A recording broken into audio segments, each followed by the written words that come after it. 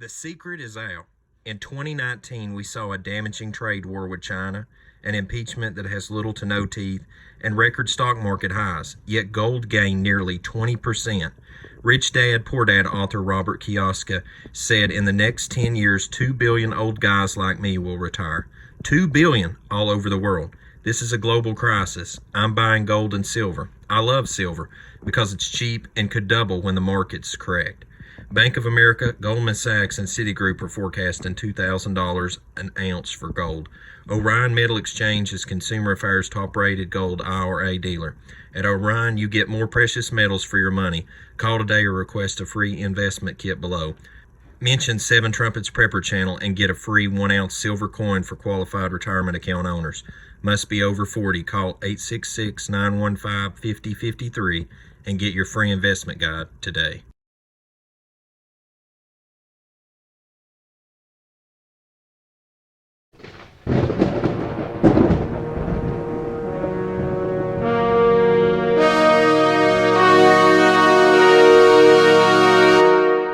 Welcome to 7 Trumpets Prepper. In this video today, guys, we're going to cover a most important topic, and especially for the day and age we live in, and with the trumpets impending, and the last and great day of the Most High Yah, and his judgments upon this earth. I think it's very important that we all understand this concept and principle very well.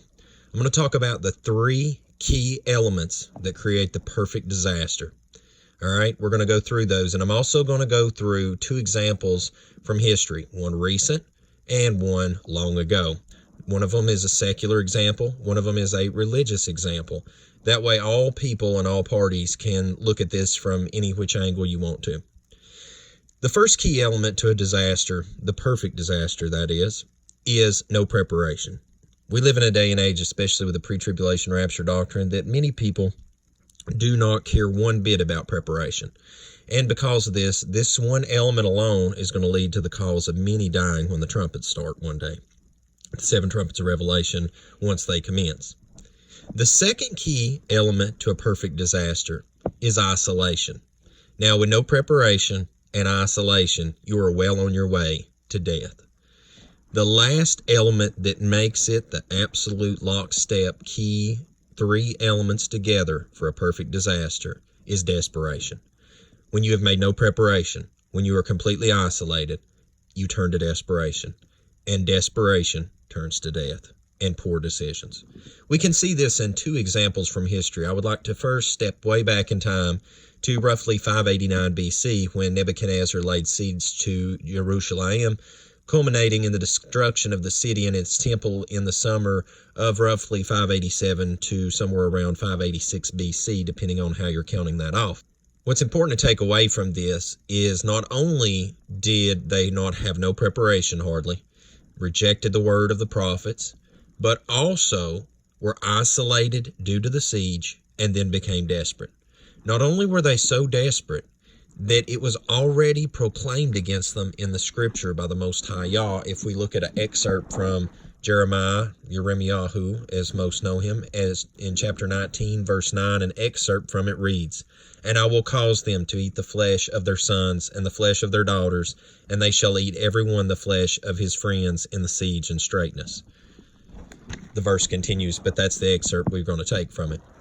What's important to understand here is this is one of the worst disasters in the history of humanity, because not only was it the total destruction of Jerusalem and the city center of the world, if you would say, especially the knowledge base of the Most High Yah at the time in history, but what's to be taken away from this is, like I said, they not only did not make proper preparation, but they were isolated. Then they turned to desperation to the point where cannibalism was instituted.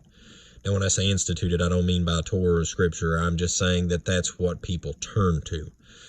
Now, if we fast forward in time, another perfect disaster, and when I say perfect disaster, I mean no disrespect to those that died, but there's no more better examples than I can think of just right off the top of my head than these right here. A Uruguayan Air Force Flight 571, which originated in Montevideo, Uruguay, and was headed for Santiago, Chile, ended up crashing on a glacier in the remote Andes on October 13th of 1972.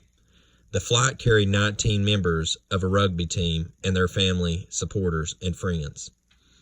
The amount of people that survived versus the amount died is 1 in 3 survived. So if you were 1 in 3, you had a chance pretty much of surviving at the rate of that.